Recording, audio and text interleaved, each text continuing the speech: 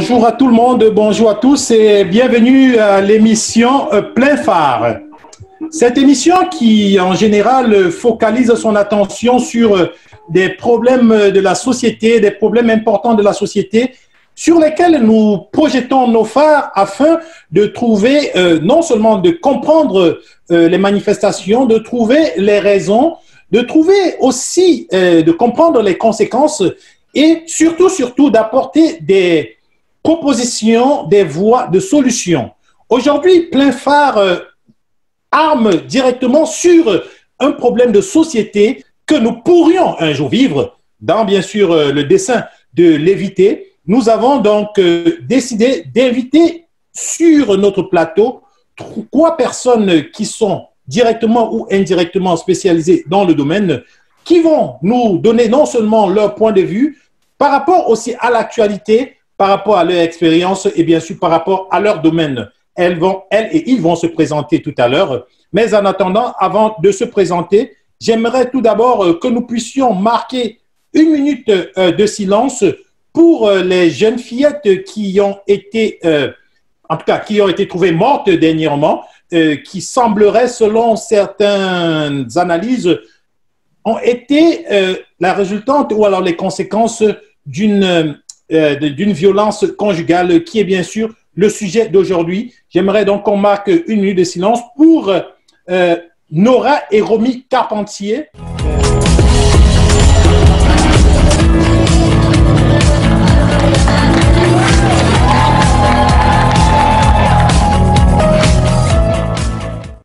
Merci beaucoup pour toutes ceux et celles qui ont marqué cette minute de silence avec nous. J'aimerais donc maintenant donner la parole d'abord pour commencer à nos invités, nos panélistes qui aujourd'hui sont avec nous et qui vont sûrement nous apporter quelques lumières à partir de leur expérience. Je commencerai bien sûr par les femmes qui aujourd'hui, comme le disait Dr Gaston Gou, sont majoritaires, vont prendre la parole. Je vais aller d'abord par Dr Nadia Kendil, qui va se présenter. Comme vous le savez, la violence conjugale, ça se présente sous plusieurs domaines, psychologiques, moral, physique et bien plus. Alors, c'est pourquoi, dans le domaine psychologique, nous avons invité Dr Nadia Kendil. Dans le domaine social, nous avons invité, bien sûr, Madame Muriel et Madame Agathe Janda, qui nous intervient depuis la France.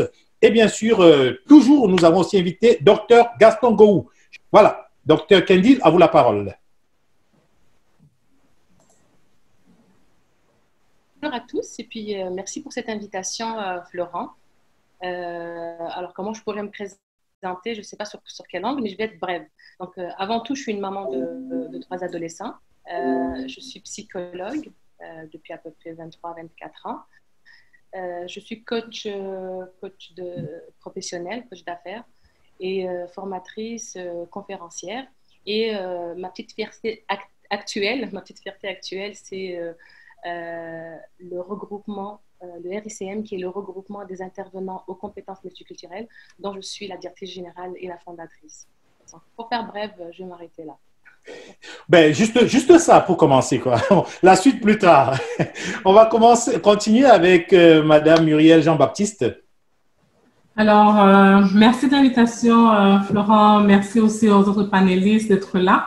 Donc, alors Muriel, je suis en fait d'origine haïtienne. Je suis à Québec depuis plus de 15 ans. Puis, de formation, j'ai un bac en sociologie, une maîtrise en ethnologie. J'ai une expérience de plus de 10 ans, en fait, plus dans le domaine d'accompagnement et insertion professionnelle. Et ensuite, j'ai fait un saut au niveau de la violence conjugale, qui est en fait quelque chose qui me tient à cœur, et surtout travailler auprès des femmes des communautés culturelles. Donc, ça vraiment, en fait, ça me passionne. Je pense qu'on va vraiment tirer des grandes informations à partir de vous, parce que vous vivez presque ça tout le temps à travers les femmes des communautés. On va écouter Madame Agathe Janda qui nous parle depuis Paris. Comment ça va à Paris? Oui, merci Laurent, merci pour cette invitation. Il fait très très beau à Paris, c'est l'été, comme chez vous aussi au Québec, au Canada. Merci pour cette invitation. Merci aussi aux deux femmes qui nous accompagnent sur ce puissant thème, vraiment qui a beaucoup sévi encore pendant cette période de confinement. Donc, je vais me présenter. Donc, je suis Agathe Janda, je suis informaticienne de formation. Et suite à des événements de ma vie, suite à un cancer que j'ai eu, donc je me suis reconvertie vraiment dans l'entrepreneuriat. Donc, je suis entrepreneur, je suis conférencière internationale et puis je suis coach en développement personnel spécialisée dans la confiance en soi et le personal branding. Donc, ce thème, c'est un thème vraiment où j'accompagne vraiment des femmes à guérir de leurs blessures intérieures, de la confiance en soi et je rencontre aussi ce type de cas avec des femmes qui subissent de la violence ou qui ont subi. Voilà, merci. Ben, merci de cette présentation. On va sûrement aussi tout à l'heure vous écouter à propos de ce sujet. Mais avant, vous n'êtes pas seul, docteur Gaston, on est ensemble. Donc, sentez-vous accompagné par moi. Donc, voilà, je vais vous laisser vous présenter. C'est bien, Florent. Merci pour l'invitation. Moi, je suis Gaston Gourou, je suis docteur en économie. Au niveau professionnel, j'ai travaillé dans le domaine du développement international. J'ai travaillé pendant près de 10 ans à la Banque mondiale et ensuite pour 3 ans à la Banque africaine de développement. Et depuis 2009, je me suis converti à l'entrepreneuriat privé et donc je dirige un institut de recherche basé à Québec qui fait de la recherche sur les questions de développement dans les pays émergents et dans les pays pauvres. Et donc, à ce sujet-là, on a travaillé sur de nombreuses stratégies de développement qui impliquaient l'apport des femmes dans le développement économique. Et donc, c'est sous cet angle-là que le sujet me tient à cœur parce que c'est un élément qu'on voit énormément dans les programmes de développement économique dans les pays en Afrique et en Asie sur lesquels nous travaillons. Merci. Je pense que c'est ce que je pourrais dire sûrement pour le moment. Et puis, passer la parole à Florent pour voir comment on continue. Oui, absolument, parce que veut pas, le domaine économique est aussi touché dans ce fléau qu'est la violence conjugale, parce que il y a aussi la violence parfois financière, parce juste à savoir qu'on peut contrôler l'autre. En tout cas, c'est pas à moi de parler aujourd'hui, c'est vous les panélistes, on le découvrira tout à l'heure. Donc, avant de continuer, j'aimerais remercier très rapidement tous les partenaires de Diaspora Interaction qui à chaque jour nous accompagnent à travers notre mission, à savoir vous valoriser et puis informer et rassembler, bien sûr, au niveau des communautés culturelles. Je vais donc rapidement saluer le président d'honneur, l'avocat international, Monsieur Harvey Jean, qui nous écoute sûrement. Et tous les autres que je ne peux pas tous citer, je vais surtout citer Djangui qui est un grand commerce en ligne, commerce africain en ligne à Toronto, basé à Toronto, mais qui livre partout. Donc, si vous appelez et vous commandez quelque chose chez Djangui, vous allez pouvoir avoir sûrement un rabais si vous dites que vous venez de la part de Diaspora Interaction. Je salue tous les autres, bien sûr, partenaires que je citerai d'ici la fin. Alors, mes chers invités, j'aimerais commencer très rapidement. Je vais mettre le pied dans le plat. Comment, si on se tient un tout petit peu loin, bien sûr, des définitions traditionnelles, comment définirez-vous la violence conjugale? Bien sûr, Madame Docteur Kendil, on vous écoute d'abord. Comment définirez-vous la violence conjugale si on se tient un peu loin, selon vos propres thèmes? En fait, avant tout, j'ai l'impression qu'il faudrait être très prudent. On sait tous que la violence conjugale est un thème très délicat. Et puis, moi, je me dis qu'il faut être très prudent d'abord. Déjà, il y a plusieurs enjeux. Et le premier enjeu, justement, c'est un enjeu de définition. Comment on définit la violence, où on se trouve, qu'est-ce qu'on est, qu'est-ce qu'on a vécu, notre bagage éducationnel, notre bagage psychologique, etc. Donc, la prudence se veut surtout dans le domaine culturel.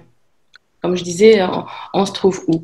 Donc, Et puis, il y a certaines études qui démontrent que dans des sociétés occidentales comme la Scandinavie, qui est connue pour plusieurs facteurs très favorables dans plusieurs sphères, la violence conjugale est très élevée, par exemple. Pourquoi? Parce que la définition n'est pas pareille. Ce qui est violence dans un pays peut ne pas l'être dans un autre pays ou dans un autre contexte aussi. Dans le même pays, on peut avoir des contextes. Donc, et puis il y en a qui disent que c'est le contrôle d'une situation quelconque, d'une personne sur une autre personne. Encore là, quel genre de contrôle? Est-ce qu'il s'agit de contrôle psychologique ou de contrôle physique ou de contrôle économique? Donc, il y a tout un écosystème qui est derrière tout ça. Je laisse la parole aux autres, mais après, on va élaborer là-dessus si ça vous va. Oui, bien sûr, ça me va très bien. On va continuer, bien sûr, avec Madame Muriel Jean-Baptiste. D'accord. En fait, comme dit Dr. Nadia, c'est que le concept, en fait, de violence conjugale a toute une charge, en fait, émotionnelle importante. Et puis, d'une personne à une autre, on peut l'interpréter de son passé ou bien de son vécu ou de sa culture, mais il n'en reste pas moins que le point commun dans toute cette forme de violence qu'on peut en fait parler, c'est l'aspect de prendre le pouvoir sur quelqu'un d'autre, exercer un pouvoir, un contrôle pour en fait maîtriser l'autre, pour soumettre l'autre. Donc, c'est dans l'idée vraiment de prendre le contrôle, en fait, qu'on peut parler à l'intérieur d'une relation intime, d'une relation conjugale, de fait, etc. Donc, il y a intentionnellement ou non, mais vraiment l'idée de prendre ou bien d'exercer, en fait, le contrôle. Donc, ça, c'est vraiment un élément qui peut être une sorte de filigrane dans toute la façon qu'on peut voir la question de violence conjugale. Donc, il en ressort, selon déjà vos avis, que c'est beaucoup plus de contrôle. Je vais laisser parler Madame Jeanne d'Arc. Oui, merci de me donner la parole. Pour moi, la violence conjugale va directement dans les cultures émotionnelles. La mauvaise connaissance de soi, voilà, qui fait en sorte que les personnes réagissent d'une certaine manière, notamment par la colère qui engendre la violence. Donc, c'est ne pas se connaître, ne pas connaître voilà, les blessures, voilà, ou alors ne pas mettre la main sur ce qu'on a vécu, sur notre passé. Voilà, c'est toutes ces choses-là, tout cet ensemble de choses-là qui amènent droit à la violence, pour ma part. Je définirais que, pour moi, la violence, c'est le fait de ne pas se connaître et réagir vraiment d'une façon voilà, dont on ne maîtrise pas. Donc, le contrôle, comme a dit les deux autres dames, il faut vraiment se contrôler. Ben, écoutez, on va rebondir avec ce contrôle au niveau de Dr Gaston. Ok, merci bien. Je pense que les dames ont vraiment bien défini, étant donné qu'elles sont expertes dans le domaine, ont vraiment bien défini la violence. Et comme Nadia le disait, la violence conjugale se définit différemment selon les cultures. Si on regarde par exemple la culture africaine, on parle plus de violence conjugale qui est plus ou moins liée à la violence physique que, en général, un homme fait subir à son épouse. Dans des sociétés plus développées, on parle de violence physique, psychologique, verbale, économique. Et donc, quand on regarde un peu tout le spectrum des différents types de violences, on revient à ce que Jeanne d'Arc a résumé en disant que violence conjugale, c'est un peu la volonté de contrôler le partenaire dans le ménage, ce qui ne doit pas se faire en principe. OK. Ouais, donc ce qui en ressort de façon commune, c'est que la violence, en général, conjugale, c'est le fait de vouloir contrôler. Je suis tout à fait... je vous écoute très bien et j'aimerais comme ça rapidement donner la parole à Dr Kendi de savoir est-ce qu'il y a des signes, est-ce qu'il y a des signes avant-coureurs dans votre propos, on aimerait comprendre, est-ce que selon vous, psychologiquement, je ne sais pas, est-ce qu'il y a des signes avant-coureurs qui peuvent faire penser à une violence dans un couple ou alors exactement, est-ce qu'il y a, pour pouvoir anticiper sur cela, quels pourraient être les signes avant-coureurs? Effectivement, il y a des signes, ce que j'appellerais moi les indicateurs. Et souvent, quand ça dégénère, on n'est pas à l'écoute de ces signaux-là, justement. Donc, les signes pourraient être... On ne les voit pas souvent hein, avant la vie conjugale, on ne les voit pas ou on ne veut pas les voir. On le dit, quoi. Exactement. On ne veut pas les voir, malheureusement, parce qu'on voit tout beau, etc. Et sinon, ils nous paraissent comme détails, mais ils prennent de l'ampleur après la vie conjugale, justement. Ces signaux-là, moi, je fais un lien direct avec les valeurs. C'est en général quand on n'a pas les mêmes valeurs. C'est quand on n'a pas les mêmes valeurs. Bon, si on parle de facteurs, il y a plusieurs facteurs qui vont induire en quelque sorte la violence conjugale. Ça peut être des facteurs sociaux. Hein. Vous allez voir tout le long, moi je reviens à la culture parce que je suis prudente. Je suis prudente parce qu'il y a des gens peut-être de toute la planète qui nous écoutent, puis on va leur dire ça c'est violence, puis la personne va dire non, dans mon pays c'est pas violence. Donc c'est pour ça que j'amène toujours à la question culturelle. Donc, il peut y avoir des facteurs sociaux. Est-ce que la société tolère ou ne tolère pas certaines choses, par exemple? Et dans les indicateurs, il peut y avoir beaucoup de signaux, disons, liés aux facteurs individuels de la personne. Sa personnalité, son âge. Et puis, il y a un mot là qui me pop-up dans la tête, qui est l'écart. Quand il y a écart, c'est un gros indice. C'est un grand indice qui nous permet de dire l'écart entre l'âge des deux conjoints, entre le niveau social, la scolarité. Quand je dis la scolarité, donc ça induit un petit peu la résilience, la compréhension, comme disait Madame tantôt, la compréhension de soi. Il faut d'abord se connaître soi-même pour pouvoir reconnaître l'autre, pour maîtriser la situation. Donc, il y a des facteurs environnementaux, des facteurs économiques. Donc, l'emprise peut-être de l'homme sur la femme sur le plan économique versus... Parce qu'en fait, la violence conjugale, là, on a l'impression que là, on en parle et puis on se dit « Ah oui, je le sais, c'est quoi la violence conjugale ?» Ben oui, c'est quand l'homme exerce de la violence sur la femme. Je ne suis pas tout à fait d'accord parce que ça existe aussi, la violence inverse. Elle est juste moins documentée. On n'en parle pas beaucoup, les études en parlent qu'on n'en parle pas beaucoup, justement, et elle est plus minimisée, mais elle existe. Elle existe et donc ça peut être aussi psychologique. Et tout, donc j'amène tout ça aussi, comme disait Madame, désolée de dire Madame Agathe, comme disait Agathe justement, la connaissance de soi, c'est quoi? C'est si je me connais, puis je suis sûre de moi, puis j'ai une bonne base, disons, psychologique, entre guillemets, parce qu'il n'y a pas de mauvaise ni de bonne base, mais j'ai une bonne estime de moi-même, je suis capable de gérer la situation sans arriver à la violence, en quelque sorte. Ben, je vous retrouve dans les valeurs, Madame Dr. Kendi. Je savais qu'on irait vers là. Oui, toujours les valeurs qui viennent influencer toujours, bien sûr, notre société et notre quotidien. Je vais quand même laisser Madame Muriel nous dire deux mots par rapport à cette question-là. Bon, c'est sûr que moi, je vais moins du côté des valeurs. Je sais que les valeurs sont importantes, mais souvent, quand on va dans le domaine interculturel, on en tient compte pour pouvoir considérer les éléments, en fait, pour pouvoir accompagner la femme, mais on ne peut pas l'utiliser pour justifier le comportement de l'autre, le comportement, en fait, de l'agresseur. Et des fois, ça peut porter vraiment à confusion. Ben, écoute, c'est parce que dans sa culture, ça, c'est pas de la violence, c'est pour ça que la personne agit comme ça. Donc, ça peut, des fois, pourrait être prêté à confusion. Et j'estime qu'effectivement, dépendamment de nos origines, il y a des choses qu'on peut accepter ou d'autres, en fait, qu'on va moins accepter parce qu'il y a la censure sociale, il y a le contrôle social et autres qui nous permettent de dealer avec ces éléments-là. Mais quand on est dans un contexte interculturel, comme par exemple, on vient de l'extérieur, on est ici, il y a des paramètres qu'on doit aussi, toujours dans la question d'adaptation.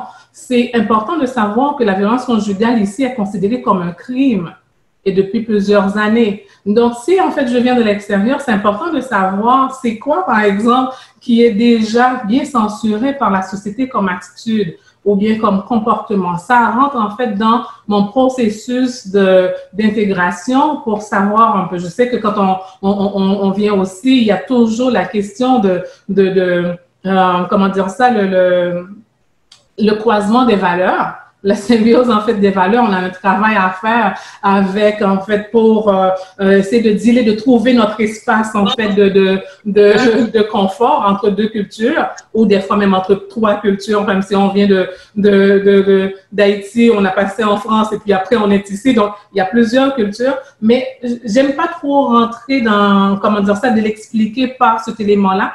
C'est important de le considérer, mais souvent, quand on va l'utiliser, c'est comme si on pourrait comme avoir tendance en dessous qu'il y a un élément d'excuse pour dire que, mais parce que de sa culture, donc il ne sait pas si c'est en fait de la violence et il peut se permettre de le faire. C'est vraiment important qu'on dit que la violence, en fait, voilà, il y a des éléments qui sont considérés frapper une personne, c'est un droit de fait. Et exercer en fait de la violence psychologique où il n'y a pas de traces, mais il y a des blessures intérieures que sûrement Agathe nous pourra nous parler davantage.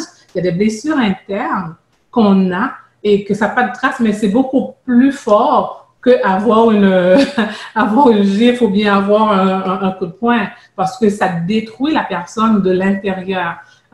Violence économique, violence psychologique ou sexuelle et autres. Donc, je pense que c'est vraiment important de considérer ces éléments-là pour dire oui, on peut avoir l'aspect interculturel, mais il faut considérer qu'est-ce qui est dit violent, comme ici dans notre culture ou bien dans la culture d'accueil.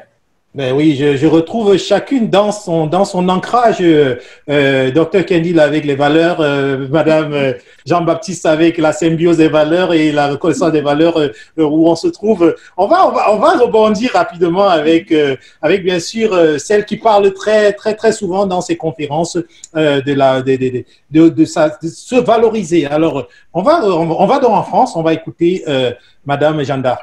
Est-ce que je peux me permettre avant Agathe ou est-ce que j'attends tout à l'heure? Vas-y, docteur. Vas-y, docteur. Non, je voulais juste dire à Muriel que je lui donne vraiment raison, mais je parlais des valeurs en tant qu'indicateur parce que Florent nous a posé la question, c'est quoi les signaux qu'on détecte dans la violence? Donc, quand on a une différence de valeur, pas spécialement parce que ça veut dire qu'elle est acceptée. Donc, quand on a une différence de violence, pour moi, mes valeurs, c'est des valeurs familiales. Pour moi, pour l'autre conjoint, la valeur est autre et professionnelle. Donc là, on peut détecter, on dit, ah, ils n'ont pas les mêmes valeurs. Donc, il peut y avoir de la chicane, comme on dit au Québec. C'est par rapport à ça, juste pour spécifier. Merci beaucoup. Mais là-dessus, je veux juste dire quelque chose, c'est que on sait la violence, en fait, je comprends que ça peut être un indicateur, effectivement, Nadia, mais on sait, ça n'a pas de limite. Ça ne connaît pas de classe, ça ne connaît pas de couleur, ça ne connaît pas de culture, ça ne connaît pas, en fait, de situation économique, sociale, religion ou autre. Donc, ça ne connaît pas, en fait, vraiment de limite. Donc, c'est, en tout cas. En tout cas. On va rebondir tout à l'heure sur ça. Alors, retournons à Paris pour le moment. Oui, Laurent, merci. En effet, les signaux peuvent être variables. Les signaux peuvent être variables d'un individu à un autre ou alors, comme les dames disaient, d'une culture à une autre. Mais il y a toujours, je pense que nous, celles qui sont mamans savent très bien que les enfants, il y a des signaux même déjà quand les enfants sont petits, les enfants qui ont du mal à accepter le non, les enfants qui ont du mal quand on leur interdit les choses, qui veulent toujours qu'on écoute ce qu'ils veulent, ce genre de choses. Ce sont souvent ce genre d'enfants qui exercent souvent la violence plus tard. Ces petites choses-là. Quand on n'est pas en accord avec eux, les personnes qui acceptent pas les avis des autres, les personnes qui savent pas communiquer, pour moi, ça, ce sont des signes, au-delà des valeurs, des valeurs qui amènent, à leurs besoins. Ça, pour moi, ce sont des signes vraiment très palpables, qui montrent que, cette personne-là peut être vraiment colérique, cette personne-là peut exercer de la violence, cette personne-là peut dépasser ce cap, en fait, quand il se trouve face à une situation. ce que je peux rajouter. Ok, d'accord. Ben, on va donc, oui, en prenant ce que vous venez de dire comme exemple, je pense qu'au niveau économique, peut-être que Dr Gaston Gou a quelque chose à dire à propos de ma question. Peut-être quelques éléments pour rebondir un peu sur ce que je pense les autres experts ont dit. Par rapport au signe avant-coureur, je pense je peux peut-être contribuer à deux niveaux. Au niveau formel, au niveau informel, lorsqu'on parle de signe avant-coureur, il est évident que l'exemple donné par Agathe fait sens. Lorsqu'on a un jeune enfant qui montre ses signes, les parents peuvent déjà penser à ce qu'il peut faire plus tard. Le problème, c'est que lorsque deux adultes se rencontrent et parlent de vie commune, chacun de ces adultes ne sait pas un peu le passé de l'enfant. Donc, ces éléments-là ne sont pas pris en compte. Mais je pense de manière informelle, de mon expérience personnelle qui n'a rien d'académique, un des signes avant-coureurs que j'ai vu avec mes pieds hommes qui montrent qui sont des prémices à la violence conjugale est lorsque on a un homme, par exemple, qui est le plus gentil possible avec une dame qui raconte. Tout ce que la dame dit au départ, c'est pas de problème, on le fait. C'est un parfait gentilhomme. Okay? Il n'y a jamais de non jusqu'à ce qu'ils soient ensemble, qu'ils vivent en couple et que le vrai visage se découvre. Et quand vous regardez un peu les quatre étapes de la violence conjugale, on parle de tension et on finit par l'agression, la justification et la réconciliation. Un signe avant-coureur, c'est que celui qui tendrait à être violent est toujours dans ce mode de réconciliation. Tout ce que la dame dit, on le fait, jusqu'à ce qu'il commence à faire ses premières agressions lorsqu'ils vivent ensemble. Ça, je le dis par expérience avec des amis qui étaient avec des dames, et après, cela s'est fait ressortir.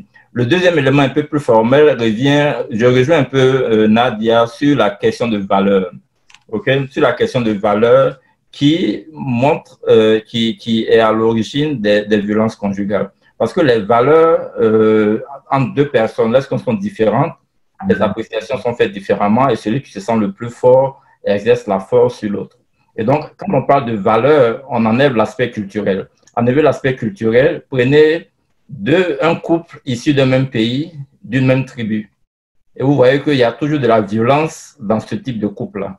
Okay? Donc, si on a violence là, ce n'est pas parce qu'ils viennent de pays différents ou de régions différentes, c'est peut-être parce qu'ils ont des valeurs différentes ou ils ont des manières de voir la vie de manière différente. L'aspect culturel s'ajoute à cela lorsqu'on se déplace, lorsqu'on marie quelqu'un qui est de notre pays. Et donc, je pense un signe avant-coureur, c'est un peu des éléments qui apparaissent et qu'on fait semblant d'ignorer parce qu'on veut se mettre en couple, parce qu'on veut que la société nous voit bien en tant que couple. Et donc, on essaie d'ignorer certains éléments et on évite de parler, de régler certains problèmes avant de se mettre en couple. Et lorsqu'on est en couple, c'est pratiquement trop tard pour faire marche arrière parce que quitter un couple, c'est comme accepter d'avoir subi un échec. Et beaucoup de personnes refusent de s'afficher comme ayant fait un échec. Parfait. Ouais, je pense que indirectement ou directement, on parvient toujours à imbriquer tout ce que vous venez de dire. Ça s'imbrique et puis on ressent là qu'il y a les valeurs, il y a la symbiose, il y a aussi le signe de toujours béni, oui, et pourtant, quelque part, on ne sait pas exactement où on va. Alors, je voudrais dire une chose, Florence, si ça ne dérange pas. En fait, un peu dans le sens que Gaston a mentionné, c'est que oui, effectivement, des fois, on voit quand même des signes et puis on est tellement amoureux, tellement amoureuse et puis on y va dedans. Mais on va s'entendre pour dire que même dans une famille, on est supposé avoir les mêmes valeurs, mais on peut avoir des comportements différents dans l'acquisition de ce qu'on nous transmet au niveau de la famille. Donc, c'est pour dire que déjà à la base, on peut avoir des choses différentes dans la valeur. Cependant, je pense souvent, on va dire qu'il y a des positions. La personne qui va être violente va toujours vouloir avoir raison, avoir le dernier mot, en fait, dans ce qui est en train d'échanger, de dialogue ou d'échange avec sa compagne. Il veut toujours avoir le dernier mot, toujours avoir raison. Et ça, c'est des signes souvent qu'on peut identifier aussi comme avant-coureurs. mais aussi la question de chicane. Une chicane, c'est pas forcément en fait de la violence, parce que en fait, on va souvent dire, ben, est-ce une chicane ou bien de la violence? Une chicane, on peut se chicaner et puis après, on s'entend, on a quand même, en fait, sur le même pied d'égalité, trouvé un juste milieu pour régler une situation. Mais quand l'autre veut prendre, en fait, exercer le pouvoir, dans le dernier mot, là, c'est plus de la chicane. C'est en fait des indicateurs qui disent que, ben, écoute, il y a quelqu'un qui se considère comme plus fort vraiment dans le couple. OK. Qui se considère plus fort dans le couple? Oui, ça c'était, je dirais, ce sont des odeurs ou alors des signes avant-coureurs d'un éventuel contrôle futur où on est peut-être aveuglé on est tellement aveuglé par l'amour qu'on oublie de constater ces points et ces signes avant-coureurs. Maintenant, une fois qu'on a plongé dans le couple et qu'on est vraiment ensemble et qu'on vit tous les jours, selon vous, j'aimerais savoir, de par votre actualité, de par vos expériences, quelles sont les raisons qui poussent à cette violence conjugale? Bien sûr, n'importe qui d'entre vous peut prendre la parole, mais normalement, on aimerait souvent commencer par Dr. Kendall. Il y a silence. Oui, et Dr. Gaston a demandé la parole. Si Dr. Kendall le permet, on va lui donner la parole. Yes, je voulais juste rebondir sur ce que disait Muriel avant qu'on échange de sujet par rapport aux valeurs. Ce que je voulais dire par rapport aux valeurs, c'est que on peut avoir des individus venant d'une même famille, ayant été élevés par les mêmes parents, mais ils ont des valeurs différentes. Parce qu'en tant qu'être humain, on est tous différents. Donc, ce que moi j'accepte comme correct, même si mon père ou ma mère me disait que ce n'était pas correct, pour moi, je veux toujours avoir raison. Or, les parents disent à tous les enfants, il y a des moments où vous avez raison, il y a des moments où vous n'avez pas raison, il faut l'accepter. Mais il se peut qu'un enfant, par exemple, moi, je dis non, je dois avoir toujours raison. Et donc, cela entraîne ma violence. Donc, c'est pour un peu en renforcer le fait que on peut être issu de milieux complètement identiques, mais avoir des valeurs différentes. C'est un peu ça. Si vous voyez même les jumeaux, souvent, ils sont issus du même œuf, mais ils peuvent avoir des légères différences physiques. Et donc, au niveau mental, comportemental, ils sont totalement différents aussi. Ah. OK. Sur ce mental et comportemental qui est Dr. Nadia voulait dire quelque chose aussi, Florent. OK, Dr. Nadil. Merci Muriel. En fait, je voulais un petit peu m'abstenir là tout à l'heure quand j'entendais parler de valeurs et puis on est de la même famille et tout ça. Plus Dr. Gaston s'est lancé, je vais me lancer aussi rapidement. Lançons-nous. Tu me connais, Florent, sur la question. Ça là, une semaine ne suffirait pas pour vous pour développer. Exactement, mais je me suis dit, on n'est pas là pour les valeurs aujourd'hui, mais c'est pas grave, on en parlera après. Mais en fait, ce qui est important ici de distinguer, c'est qu'on soit d'abord d'accord sur ce que veut dire le mot valeur. Parce que j'ai l'impression qu'on parle aujourd'hui, nous quatre, nous cinq peut-être, des valeurs autrement, mais on parle des valeurs peut-être générales. Je vais les appeler comme ça, générales. Mais ce que je dis, moi, tout à l'heure, quand je parlais justement des facteurs individuels, donc je parlais des valeurs en tant que facteurs individuels, qui sont quoi? Tout simplement la priorité que l'on donne aux sphères de notre vie. C'est-à-dire que si moi, ma valeur première, c'est ma famille, eh bien, je passerai tout. Je passerai rien avant ma famille, d'accord? Maintenant, si mon conjoint, lui, sa valeur première, qui est individuelle, hein, elle est individuelle à chacun, d'accord? C'est vraiment singulier à chacun. Et donc, lui, c'est ses professionnels, donc lui, il passera son travail avant tout, d'accord? Et c'est là qu'il va y avoir un conflit de valeurs individuelles et internes. D'accord? Mais promis, même si vous n'êtes pas d'accord, je ne dirai pas plus que ça. Et on va rester dans le sujet. Il faut rester dans le sujet là. On ne va pas attaquer le sujet des valeurs. En fait, pour moi, je réponds directement à ta question, Florent. Tu disais, c'est quoi les indicateurs? Ben, le premier indicateur, c'est quand on ne voit pas la vie de la même manière, et c'est ça une des valeurs. On ne voit pas les choses de la même manière. Notre perception est différente. Toi, tu dis que le panneau est orange. Moi, je vais dire c'est jaune. On est en train de dire la même chose, mais on ne se comprend pas. Et puis, il va y avoir chicane. Et après la chicane, il va y avoir violence. Tu comprends? Donc, on est en plein dedans là. T'inquiète pas. OK, d'accord. Ben, plongeons donc de par l'actualité qu'on vit tous, que ce soit individuel ou collectif dans le monde entier, ou de par votre expérience, comme professionnel ou comme spécialiste, quelles sont les raisons d'une violence conjugale? Selon ce que vous avez déjà entendu, selon ce que vous avez déjà vu, selon ce que vous avez peut-être pas encore vécu, c'est quoi les raisons qui sortent le plus souvent, qui poussent à la violence conjugale, qui peut bien sûr se déployer sous plusieurs formes? Moi, j'irai rapidement à évoquer un terme que j'ai cité tout à l'heure. J'ai parlé d'écart. Et en parlant d'écart, donc je parlais de facteurs justement qui causent la violence, entre autres dans les facteurs sociaux, par exemple.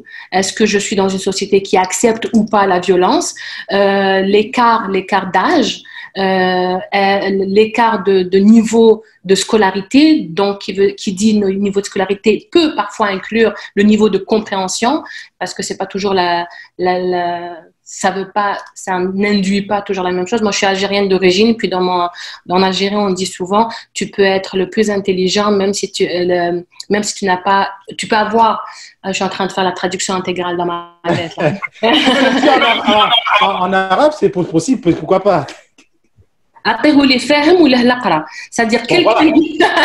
vous avez tout compris. Donc, ça veut dire que je préfère conjuguer avec une personne qui comprend le plus plutôt qu'une personne qui a plusieurs diplômes. Parce que la personne qui a plusieurs diplômes peut ne pas comprendre ce que l'autre personne qui est juste sage pourrait comprendre. C'est ça que je dis. Donc, niveau de scolarité peut influencer, mais c'est pas tout. On pourrait avoir des facteurs aussi relationnels, et des facteurs individuels, comme je parlais, comme je disais tantôt, les valeurs, etc. Mais ça peut aussi, dans les facteurs individuels, on a des facteurs de résilience, des facteurs intérieurs, psychologiques, je vais appeler ça comme ça. Ça veut dire, mais je pense que Muriel et Agathe l'ont cité rapidement, c'est que quand on a vécu de la violence conjugale, de la violence en général, de la violence de toutes sortes, surtout en tant qu'enfant, on est appelé à reproduire le pattern, le même modèle, le même schéma, et on peut reproduire le schéma de victime et le schéma d'agresseur aussi. Donc ça, c'est dans les facteurs psychologiques. Et puis là, je ferai un petit tour vers les notions de stress que Sonia Lupien, notre grande Sonia Lupien, la chercheuse dans le domaine du stress, elle dit le stress, c'est du ciné. Donc, le ciné, c'est quoi? C'est le C de contrôle faible. Donc, quand la personne a un contrôle faible, elle a tendance à stresser et puis probablement exercer de la violence. Le I, c'est l'imprévisibilité. C'est quand c'est imprévisible. Quand la situation conjugale est imprévisible, ça peut causer de la violence. Quand la situation est nouvelle, j'ai jamais vu ça. Ah, oups. Donc là, ça peut créer aussi de la violence. Et le facteur que moi je vois très très important dans la composante psychologique ou individuelle de la personnalité chez certaines personnes, c'est l'ego, le E de ego. Donc quand l'ego est là, on l'a dit tout à l'heure, M. Gaston l'avait dit, Dr Gaston l'avait dit, c'est moi qui ai raison, c'est moi et puis là, tous les autres facteurs apparaissent. C'est moi qui ai raison parce que c'est moi qui nourris la famille, c'est moi qui ai raison parce que c'est moi qui fais ci, etc. Donc il y a tout ça. Et c'est des facteurs concomitants qu'on balance d'un critère à un autre et qu'on peut expliquer psychologiquement, disons, par le stress. Pour ne pas prendre la parole, je cède la parole aux autres. OK. Qui prend la parole? Vous pourriez y aller. Je veux bien prendre la parole. Oh, vas-y, Agathe, avec plaisir. Oui, merci. Donc, comme le docteur Kendall disait, pour ma part, que ce soit au niveau des facteurs psychologiques ou des facteurs individuels, la principale raison pour moi que je trouve, c'est la mauvaise interprétation, je dis bien la mauvaise interprétation de comment je perçois ce que l'autre me dit. Donc, et d'une région à une autre, les mots ont un sens différent. Donc, c'est vraiment la principale raison, parce que quand je dis quelque chose à mon conjoint, il comprend d'une autre manière, ou alors lui, quand il vient me dire quelque chose, moi, j'interprète déjà d'une autre manière, tout simplement parce que j'ai déjà aussi mes préjugés, mes blessures derrière, ou mes valeurs qui ne sont pas en adéquation avec ce qu'il me dit. Donc, ma part, c'est l'interprétation, donc la communication, d'où l'importance encore, comme on a dit en début de cette émission, de vraiment se connaître, de chercher à se connaître. Et quand on a un conjoint pour, voilà, connaître les raisons, il faut aussi essayer de comprendre qui est derrière cette personne en réalité. Quelles sont ses valeurs? Qu'est-ce qu'il aime? Qu'est-ce qui le pousse à réagir comme ça? Qu'est-ce qui fait en sorte qu'il est colérique? Ça se trouve qu'il a un passé vraiment qu'il n'a jamais parlé à sa partenaire ou à sa femme. Et peut-être que, voilà, si elle connaît déjà le processus de se connaître, là, elle va comprendre le pourquoi. Peut-être que c'est parce que c'est des choses qu'il a vécues qui sont restées vraiment psychologiques, ou alors c'est l'environnement, tout un tas de choses. Mais la principale raison pour moi, c'est l'interprétation. Parce que quand on comprend pas, comme on n'a pas l'habitude, les gens n'ont pas l'habitude de vraiment de communiquer, parce que communiquer, c'est voilà, émettre et recevoir. On se parle seulement sans communiquer, parce que parler, c'est pas communiquer. Communiquer, c'est je te parle, voilà, que je te dise ou tu me parles, je te dis tu me dis ce qui me plaît ou ce qui me plaît pas, j'écoute, j'attends que tu termines de parler et moi je t'écoute. Aujourd'hui, de nos jours, on ne sait plus faire ça. On est impatient. Donc, on interprète mal les choses. C'est ça la principale raison.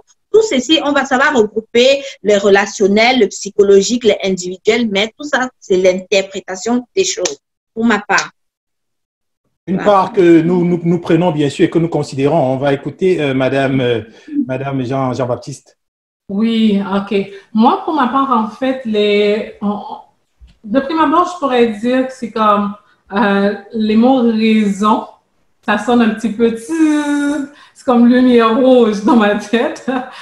Il n'y a pas de possible raison à évoquer, en fait, pour expliquer la violence ou bien l'accepter ou autre. Cependant, on peut nommer quelques causes. Les causes, de mon point de vue, mais de point de vue vraiment, en fait, beaucoup de maisons la majorité ou toutes les maisons de femmes, ça vient directement, c'est en lien direct avec le système social. Le système, en fait, au niveau, les inégalités sociales qui, en fait, sont là, qu'on vit avec, qui sont transmises quasiment de génération en génération, qui sont devenues comme quelque chose de systémique, un peu comme la discrimination, un peu comme les stéréotypes qui se transfèrent d'une génération à une autre, mais de façon tellement banale et qu'on banalise quasiment, en fait, pour dire, ben écoute, les gestes violents qu'on peut voir, oh, mais ça, c'est pas grave, et on le tolère, la société le tolère, et ça fait en sorte que ça se transfère d'une génération, en fait, à l'autre, d'une classe à une autre. Mais vraiment, la base, c'est les inégalités sociales qui sont dans la société, le système patriarcal qui donne tout le pouvoir, en fait, aux hommes, qui est un système géré par les hommes quasiment pour les hommes. Et avant même, en fait, toute l'histoire du féminisme, on l'a vu, avant que les femmes arrivent à avoir juste un peu pour dire que voilà, on a une place aussi. Je dois aussi mentionner tout ce que, en fait, mes collègues ont mentionné, que ce soit Nadia ou bien Agathe, c'est correct. Mais l'idée, ça va même au-delà des facteurs comme individuels qu'on pourrait expliquer. Ça va bien au-delà parce que c'est vraiment quelque chose qui est plus systémique. C'est vraiment quelque chose qui est même endémique. On prend pour acquis qu'un homme, il a tout le pouvoir et qu'il est capable d'eux, alors qu'une femme est quasiment en second rang, en second degré. Ça, c'est pas en fait de ma façon de le voir. C'est quelque chose qui est déjà dans le corps du système social, qui est transmise dans l'éducation, qui est transmise dans l'instruction, donc qui est là comme quasiment dans nos veines attachées à nous, alors qu'on doit prendre une décision pour dire que là, il faut dépasser cette étape-là parce que les hommes et les femmes, on est capable de faire plein de choses qui sont de façon égale. Donc, je pense que les raisons vraiment de base, c'est plus l'aspect systémique et transmise au niveau de l'éducation et le système patriarcal aussi. Ah, faut dire on plonge loin avec vous, Madame Jean-Baptiste, et puis c'est bien sûr des très bonnes choses de pouvoir comme ça parler du fond du problème afin d'anticiper et dans la suite, bien sûr, dans le développement de notre émission, de voir comment éventuellement éviter cela. Mais avant, je pense que Dr Gou avait quelque chose à dire. Oui, non, très bien. Je pense qu'on a eu des éléments assez importants. Je pourrais peut-être ajouter, surtout rebondir un peu sur ce que Mme Jean-Baptiste vient de dire par rapport aux causes de manière systémique et qui sont endogènes aux sociétés. Elle parlait tout à l'heure du système patriarcal qui est un des vecteurs de ces violences. J'adhère parfaitement à cette explication. Je voulais tout de même ajouter que il est vrai que le système patriarcal véhicule beaucoup cet esprit ce complexe de supériorité des hommes qui pensent avoir toujours raison, qui pensent avoir toujours le dernier mot. Mais je voudrais qu'on mette un bémol parce que c'est pas seulement le système patriarcal qui envoie ce type de conséquences de violence conjugale. Quand on prend l'exemple on a des systèmes matriarcats qui existent dans certaines régions en Afrique. Je prends par exemple mon village en Côte d'Ivoire qui est un peu à l'est de la Côte d'Ivoire, qui est un système matriarcal qui est en principe dominé par les femmes entre côtes, ok? Mais le type de violence envers les femmes existe toujours dans ce système-là, même si ce sont les femmes qui sont censées prendre les plus grandes décisions ou qui sont censées prendre l'héritage au décès d'un de leurs frères. Ce sont les femmes qui héritent des biens, ok? N'empêche que quand elles sont en couple avec quelqu'un, elles subissent toujours ces violences conjugales, ok? Donc, il est vrai qu'on a cette culture qui est ancrée en nous, hommes, disant que vous êtes ceux qui devez prendre des décisions, mais cet aspect-là doit être aussi pris en compte. En termes d'autres raisons, quand on a parlé de supériorité des hommes, c'est ce complexe de supériorité qui est discuté depuis un certain moment, qui pense que celui qui commet la violence conjugale pense avoir toujours raison. Et donc, on a ce complexe de supériorité qui existe, qui est à l'origine de plein de mots. Ici, on parle de violence conjugale. On a aussi le manque de respect vis-à-vis du partenaire. OK? On a un partenaire dans un mariage, dans un couple. On pense que l'autre n'est pas à son niveau. OK? Donc, on a ce complexe-là où on pense avoir beaucoup plus à apporter dans le couple que l'autre. Et donc, l'autre doit beaucoup moins intervenir et doit prendre ce que moi je dis pour argent comptant. Et le dernier élément que je voulais soulever, c'est un peu le manque de respect d'un des partenaires. Donc, celui qui commet les actes de violence conjugale, la plupart du temps, pense que l'autre partenaire le manque de respect. Et donc, pour restaurer ce respect, il faut qu'il agisse avec la force pour que le respect soit mené comme il se doit. Et donc, ces éléments-là, ce complexe de supériorité, et aussi, peut-être un corollaire à cela, c'est un complexe d'infériorité qu'un homme peut avoir dans un couple. Il y a un exemple assez simple. Vous êtes dans un couple, l'homme il a seulement un baccalauréat, la femme a un doctorat. L'homme se sent est automatiquement complexé au niveau inférieur et donc il va essayer d'exercer une force beaucoup plus forte à la maison pour montrer que c'est lui qui est l'homme entre côtes. Ok, donc c'est un peu ça aussi qui peut être une cause de violence conjugale. Et je pense, bon, je ne voulais pas le mentionner, mais j'ai grandi sans pour autant que Dr Kandil me fasse un profil psychologique d'enfant ayant vécu dans un couple où il y avait la violence conjugale.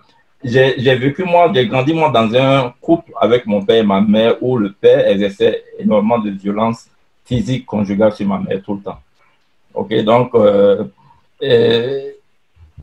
j'ai fait un effort dans ma vie de ne pas répliquer cela. Je ne sais pas si je tombe dans le groupe des victimes ou d'agresseurs, mais j'ai fait de sorte à ne pas répliquer cela. La même chose est arrivée avec chacun de mes frères et chacun de mes frères avec qui on a grandi. Et donc, le fait d'avoir vu, nous, la violence conjugale tout en grandissant, on a eu la chance de développer un sentiment contraire à cette violence-là, de sorte à ne pas le répliquer. parce qu'à ma connaissance, aucun de mes frères n'a exercé de la violence physique. Les autres types de violence, je ne peux vraiment pas garantir, mais la violence physique, je ne l'ai pas ressentie avec mes frères. Et donc, il y a cet aspect de grandir dans la violence, les raisons qui amènent cette violence-là. Et lorsqu'on les identifie, on voit qu'à la fin, on retourne à l'unité individuelle de l'homme. Quelles sont les valeurs de l'homme? Qu'est-ce que je pense important? Est-ce que, comme Dr. Kendi le disait, le fait que je veux contrôler complètement ma famille est plus important que mon conjoint qui pense qu'il faut faut prendre un juste milieu entre la famille et la vie professionnelle, ou le fait que je veux contrôler exactement tout ce que les enfants font et que mon conjoint ou ma conjointe ne veut pas le faire est source de violence conjugale. Donc, il est important de voir un peu, afin d'éviter cette violence conjugale, comment trouver un juste milieu dans la vie commune qu'on mène entre conjoints. Oui, il faut dire que dans tous vos propos, on ressent quand même une certaine personnalisation, même si vous l'avez quand même développé dans l'ensemble.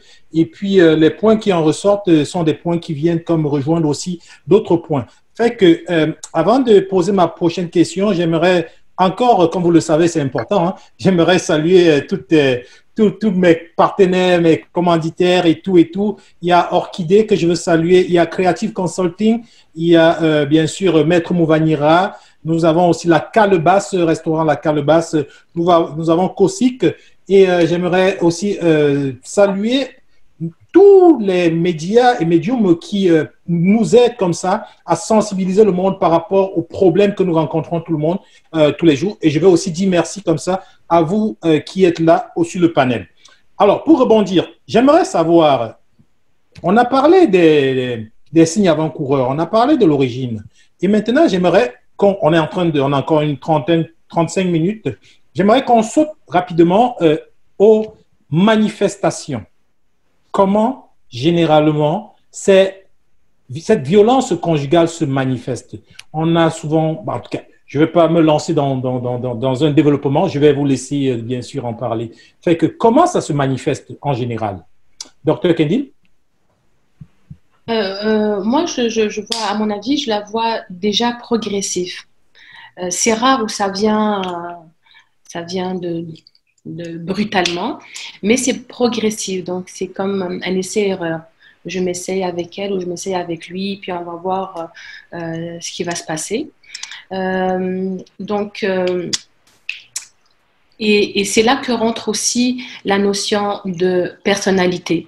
Je ne veux pas culpabiliser personne, mais en général, quand on a une forte, ce qu'on appelle en guillemets une forte personnalité, une base solide, résiliente, on est capable, comme je disais tout à l'heure, on est capable de mieux gérer notre conflit, parce que ça commence toujours avec un conflit. Les causes peuvent être vraiment profondes et internes. Ça peut venir d'une simple fatigue récurrente, ça peut venir d'une vulnérabilité, ça c'est le plus important. C'est souvent quand on est vulnérable justement que ça peut dégénérer. Ça peut venir d'une multitude de situations ou des situations récurrentes qui reviennent à chaque fois et puis que c'est entre guillemets le ras-le-bol dans le couple et puis ça dégénère. C'est quand on ne trouve pas de solution en fait, quand on ne sait pas communiquer, quand on n'a pas de solution directe, en général la violence. C'est quand la violence, et quand je fais ça, la violence, c'est quand je parle de violence physique. Mais sinon, avant la violence physique, il y a la violence verbale qui s'installe, avant même la violence psychologique. Plutôt la violence verbale après la violence psychologique ou vice-versa. De toute façon, là, j'ai des cas comme ça en tête, c'est pour ça que je chevauche d'un cas à un autre. Donc voilà, et puis ça revient toujours à l'individu. J'aime beaucoup ce que Dr Gaston a dit, et puis merci pour son partage et pour sa confiance aussi, parce que j'ai eu comme des frissons. Merci de nous avoir partagé votre expérience. Et effectivement, il y a des gens qui reproduisent ce pattern, mais il y a des gens qui justement ne veulent pas le reproduire et font tout pour le faire d'une manière adéquate. Puis là, il y a j'ai beaucoup de pop-up, moi. Je suis comme une publicité dans un site Internet. J'ai beaucoup d'idées qui me viennent comme ça. Donc là, il y a une citation de Jean-Paul Sartre qui dit « L'essentiel n'est pas de savoir ce qu'on a fait de moi, mais ce que j'ai fait de ce qu'on a fait de moi. » Docteur Gaston, c'est ça qui m'a inspiré tantôt quand il disait oui, moi je fais tout pour ne pas reproduire ni le statut de l'agresseur, ni le statut de la victime. Donc là, on a fait quelque chose de nous. Ça compte beaucoup parce que ça nous pousse à faire à poser certains gestes et certaines actions. Mais nous, il faut qu'on soit intelligent, une intelligence émotionnelle, une intelligence tout court, pour qu'on puisse ancrer nos propres comportements dans des valeurs, dans des actions qui sont importantes pour nous, pour ne pas reproduire ces patterns-là qui ont fait cette souffrance. Mais ce qu'il faut signaler au passage, c'est que la reproduction de patterns est souvent inconsciente. Donc on ne peut pas, on n'en veut à personne là. C'est inconscient aussi. Donc c'est un travail, tout un cheminement qui doit se faire à ce moment-là. Oui, bien sûr, une très bonne analyse. Et bien sûr, selon les points, la violence verbale, physique et psychologique, selon l'ordre de chronologie, j'apprécie aussi bien sûr cette façon de l'amener, mais j'aimerais qu'on entre un peu plus aussi dans la manifestation claire et vraiment patente. Je vais donc laisser la parole à Madame Jean-Baptiste qui peut-être aurait des exemples ou alors des choses un peu plus concrètes. Alors, tu veux du croustillant, c'est ça, Florent? Oui, c'est ça. Je veux quelque chose qui chauffe, là. Je veux que ça brûle les lèvres, là. Muriel lui dit, tu veux du concret, je vais t'en donner. Il est là. Non, la façon de le dire. Exactement. Je pense que Nadia a vraiment amené déjà quelques éléments au niveau de la manifestation. C'est sûr que quand on parle de violence verbale, bon, entre violence psychologique et violence verbale, on ne sait pas qui peut prendre le dessus et qui commence avant quoi, mais on sait qu'effectivement, ça peut être aussi brusque. Il n'y avait jamais de manifestation, et puis il y a quelque chose qui s'est passé. Sur un coup comme ça, il y a un geste violent, et qui peut être le pire, qui peut être le dernier, mais qui peut aussi être le premier.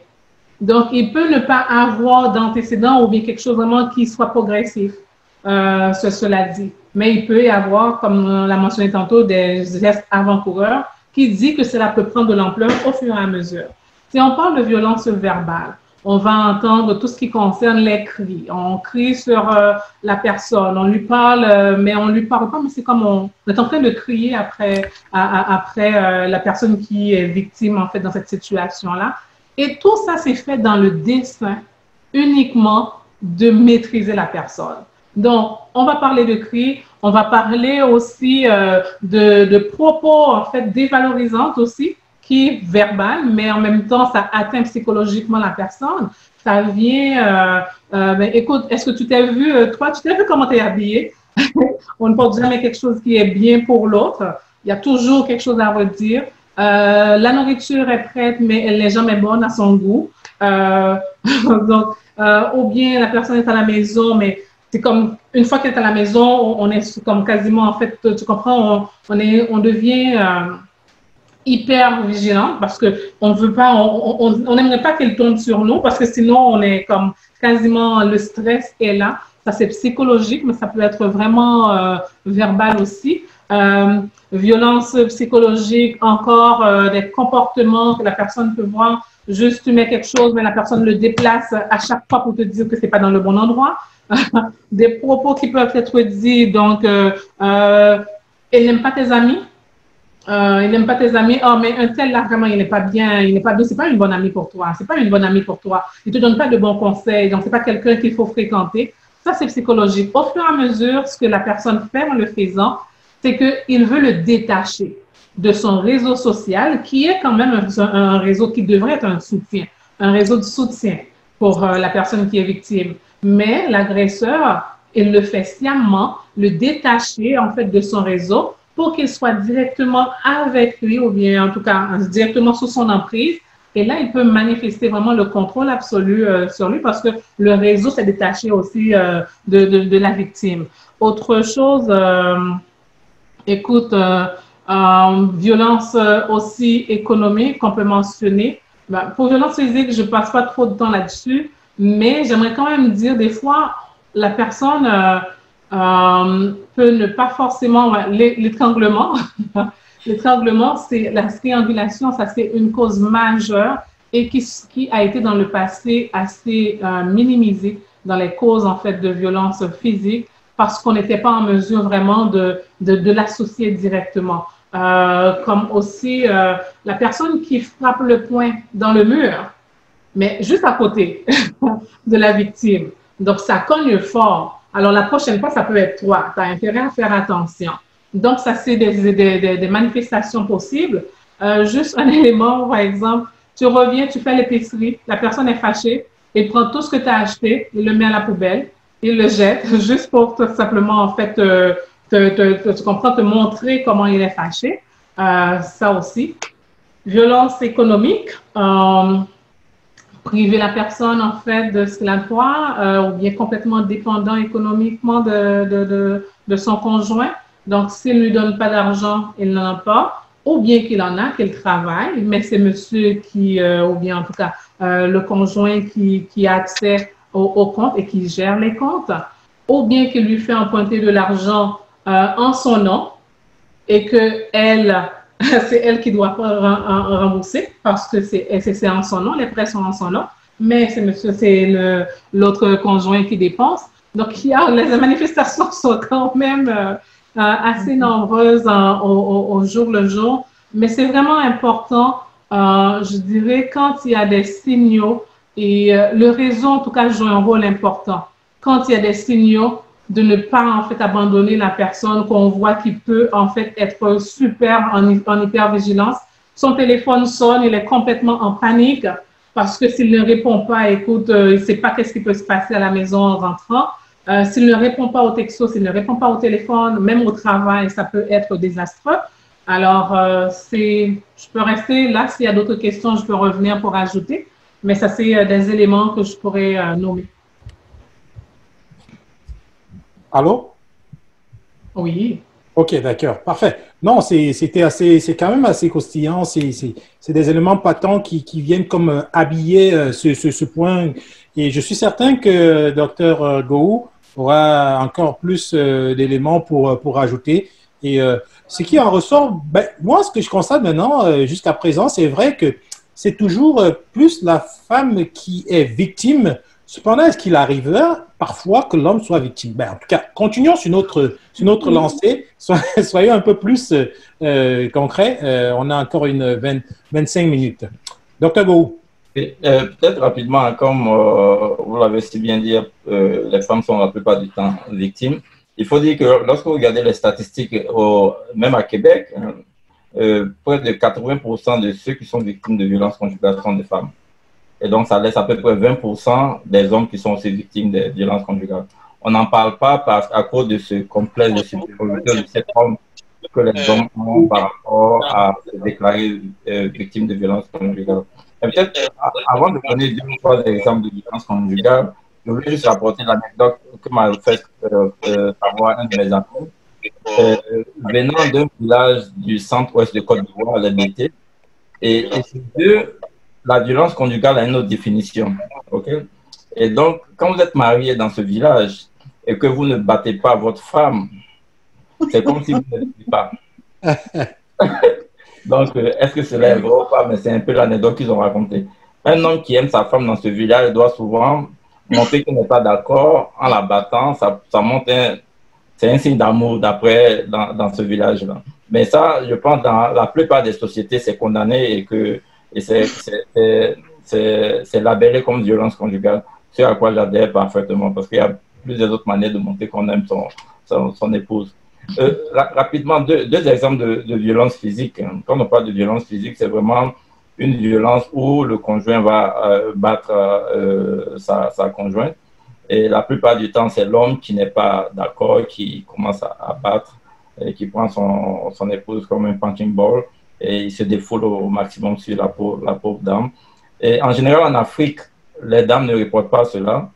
L'avantage aussi de l'Afrique, c'est qu'ayant la peau noire, on n'a pas de bleu. Donc, il n'est pas facile de montrer qu'on a été battu la veille par son homme. OK. Donc, certains hommes sont assez intelligents pour taper à des endroits où les marques ne seront pas visibles par l'extérieur. Mais une des manifestations évidentes des violences physiques, c'est vraiment l'homme qui bat la femme. Au niveau économique, l'une des plus grandes manifestations qu'on voit, comme bon, en appui avec ce que Jean-Baptiste a dit, c'est un peu l'homme qui demande à son épouse de ne pas travailler. Ouais. OK, je ne veux pas que tu travailles, je veux que tu restes à la maison, que tu t'occupes des enfants et de la maison, de sorte que, n'ayant pas de revenus, n'ayant pas d'argent, l'épouse est plus sous le contrôle de l'homme.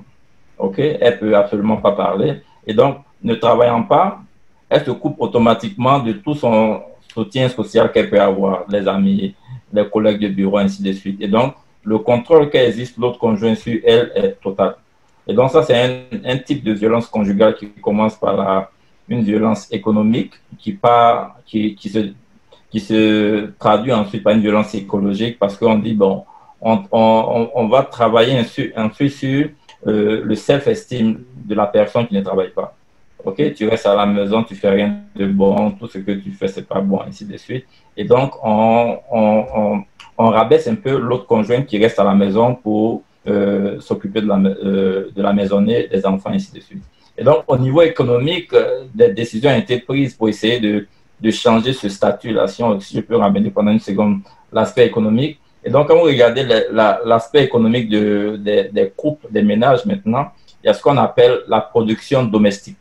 Donc, c'est tout ce que le conjoint qui reste à la maison produit. Et donc, la manière de quantifier cela, c'est d'estimer ce que le couple aurait payé à une femme de ménage qui viendrait travailler à la maison, à un cuisinier qui viendrait travailler à la maison, de sorte à revaloriser la femme qui reste à la maison.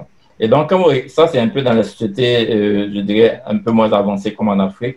Quand vous regardez les sociétés un peu plus avancées comme les sociétés américaines, européennes, il y a des décisions qui sont prises par certaines conjointes. Aux États-Unis, ce phénomène-là se développe un peu plus. Elles décident de rester complètement à la maison, de devenir femme à la maison, et elles sont fières de l'être parce qu'elles décident de s'occuper de la maison, de s'occuper de leurs enfants et de s'occuper du mari. Mais cela se fait à la condition où le mari est assez intelligent pour valoriser ce que la femme fait à la maison. Et donc, ce type de conjoint, ce type de couple-là fonctionne assez bien parce que la femme est valorisée par le fait qu'elle s'occupe de la maison et l'homme aussi essaie de valoriser la femme parce qu'elle fait à la maison. Un autre exemple que je pourrais donner pour terminer, c'est un peu comment est-ce que les couples se comportent au Japon. Si vous prenez par exemple la société japonaise, en général, une femme s'occupe de la maison, mais ce qui se passe, l'homme va travailler et tout le salaire de l'homme est remis à l'épouse qui, elle, prend une portion pour donner comme argent de poche au mari et c'est elle qui gère tout le salaire du mari. Et donc, ce genre de couple-là arrive plus ou moins à tenir parce qu'on a une compréhension, on a un respect mutuel de ce que chacun fait. Super. Je pense que là, on a vraiment eu une analyse assez équilibrée qui vient ressortir l'importance éventuellement de toute femme qui resterait à la maison éventuellement pour comme contribuer largement au développement, bien sûr, et à l'épanouissement économique, social et bien sûr financier du couple. Et ceci va comme à l'avantage de ce couple qui est un tout petit peu à l'abri, bien sûr, de ces, en général, violences conjugales. On a parlé des sources, on a parlé des signes avant-coureurs, on a parlé aussi des manifestations. Maintenant, comme vous le savez, inévitablement, il faut qu'on parle des conséquences. Aussi pires et aussi graves qu'elles peuvent être, j'aimerais qu'on fasse un petit tour dans le monde des conséquences de cette violence-là. Et j'imagine que Dr. Kendi a une belle ébauche pour nous. Ça se peut. Ben, je suis certain, je pense. Je cède un petit peu dans ton... On n'a pas écouté Agathe tantôt. Hein, oui, non, oui, absolument. Avant qu'Agathe me réponde à la prochaine, j'allais lui demander d'abord de rebondir. Ben, si elle veut rebondir maintenant, Madame Janda, est-ce que vous pouvez rebondir à notre question, s'il vous plaît? Ben, je rigolais tout à l'heure quand le docteur Gou était en train de dire que dans une région, parce que dans mon pays, il y a aussi une région où quand l'homme ne frappe pas sa femme, à ce moment, ça veut dire qu'il n'aime pas sa femme en fait. Et la femme, ben oui, ben, même moi je connais. Ça m'a fait vraiment rigoler parce que dans mon pays, vraiment, c'est vraiment spécifique. Il y a des femmes qui aiment ça, il y a des hommes aussi qui aiment ça, voilà, quand ils tapent leur femme et après, directement, c'est l'amour après.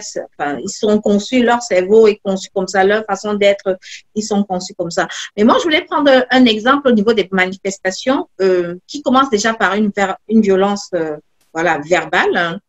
Un exemple, voilà, le mari rentre à la maison à 20h, il a l'habitude de rentrer à 20h, après il sort peut-être à 21h, sans dire quoi que ce soit à sa femme, ou il dit j'arrive. Après, il rentre tard ou alors il y a un souci à la maison. La femme l'appelle, ça commence au téléphone par des disputes, il revient à la maison. Voilà, ça continue les disputes. Et puis la femme aussi, face à ce problème-là qui était à la maison, je sais pas, voilà, qui était important, lui dit au monsieur, donc ça part voilà, dans les disputes, et puis ça part avec des coups de poing. Vraiment des coups de poing de manière à ce que, voilà, la femme sort avec même un œil poché ou un bleu ou un pied cassé, voilà. Voilà. Et là, comme on disait aussi, ça dépend des personnalités. Il y a aussi des personnes qui ont des colères froides, en fait. Vous savez pas vraiment ce qu'ils pensent au fond d'eux. Et les choses, voilà, leurs valeurs ne sont pas respectées, leurs besoins ne sont pas satisfaits, mais eux, ils gardent ça en eux. Donc, ce qui fait que du jour au lendemain, comme ça, vous le voyez réagir, il casse tout dans la maison, il casse tout. Donc, du coup, on essaie, il peut même casser et que ça atteigne même, je sais pas, il peut casser même sur sa femme, comme ça, parce qu'il est dans une crise où, voilà, on rencontre par exemple ce genre de personnes, de femmes en coaching, on dit que je ne reconnais pas mon mari parce que vraiment, ce qu'il a fait aujourd'hui, il a tout cassé. Et ça, vraiment, c'est aussi un autre signe de manifestation de la violence. Ceux qui sont introvertis et que du jour au lendemain, voilà, quand ça saute comme ça, comme une cocotte minute, et puis ils réagissent d'une manière violente dont on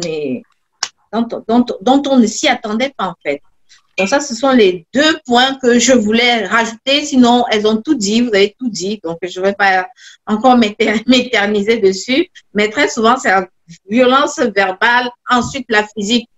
Parfois aussi, ceux qui sont faibles, ils utilisent la psychologique, la violence psychologique pour traiter l'autre pour une docteur, une teubeux, pour quelqu'un qui n'a pas la tête en fait. Je vais donc reprendre la parole rapidement pour, je salue notre partenaire et maître Mouvanira Serge du cabinet Bahati.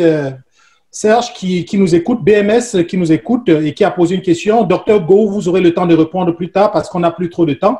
C'est en ligne la question. J'aimerais donc poser une question à double volet parce qu'on n'a plus trop de temps qui nous est imparti. J'aimerais donc les deux volets. Ma question, c'est quelles sont les conséquences et puis comment éviter ou anticiper et éviter ces violences-là. Donc, j'aimerais qu'on soit un peu plus bref parce qu'on n'a plus que 15 minutes. Merci.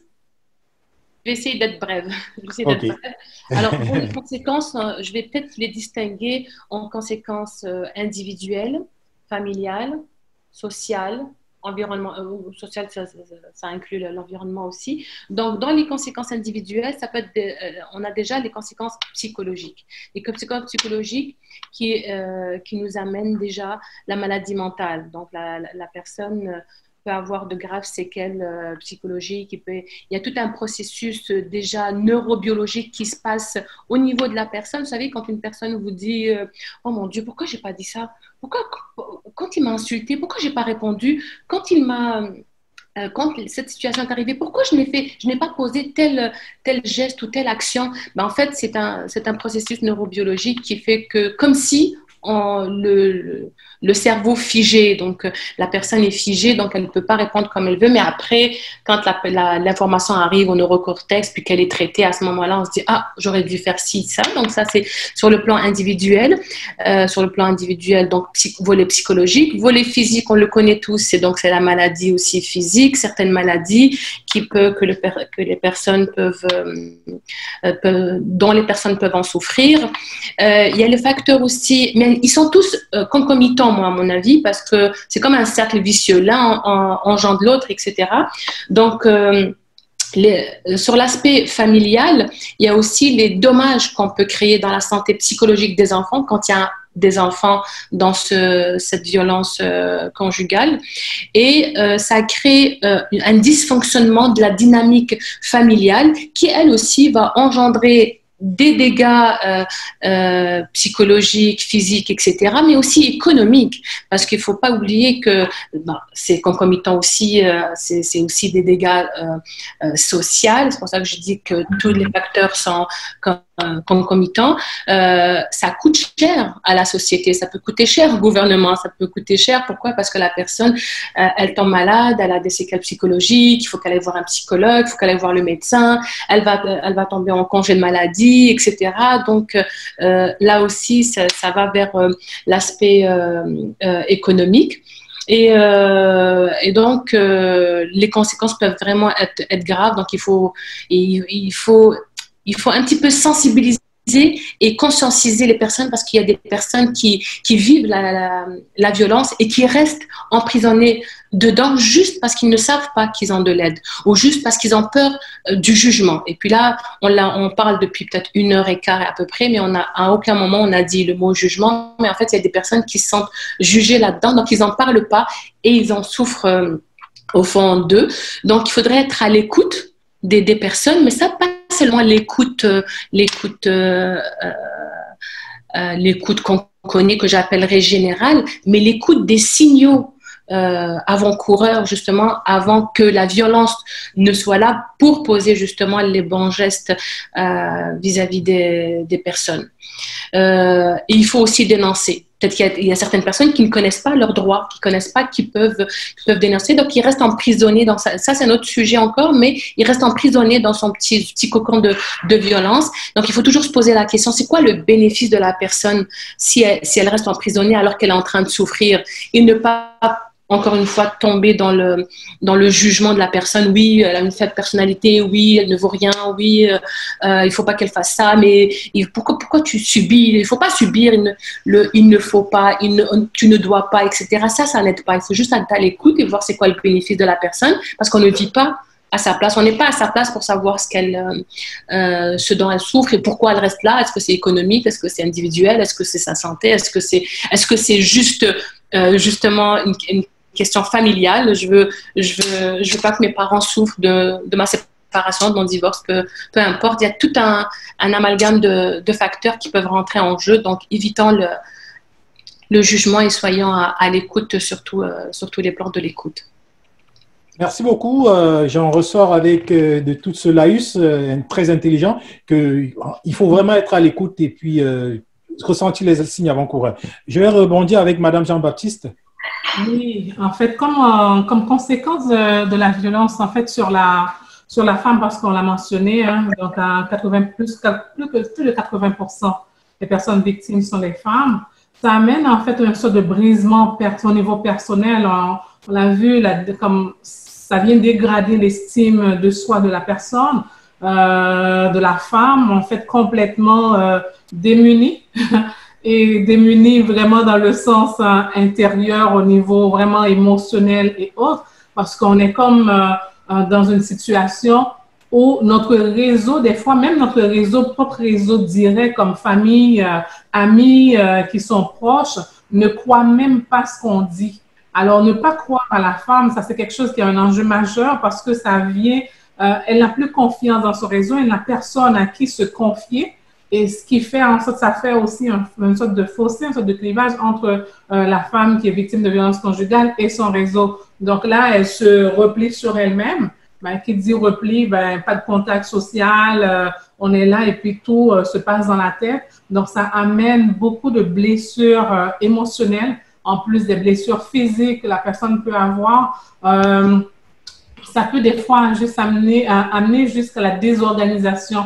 La personne sous le choc, elle va avoir, elle a en fait, elle n'est plus en mesure de s'organiser, donc elle devient désorganisée, qui peut être lié des fois à des problèmes de santé mentale, mais ça peut être juste le choc qui est trop intense aussi pour que son corps, son être, son psychologique en fait fait face. Donc c'est comme s'il y a une sorte de défaillance de son système et puis ça amène en fait au niveau de la désorganisation tout l'aspect d'anxiété, d'angoisse que la personne peut vivre aussi.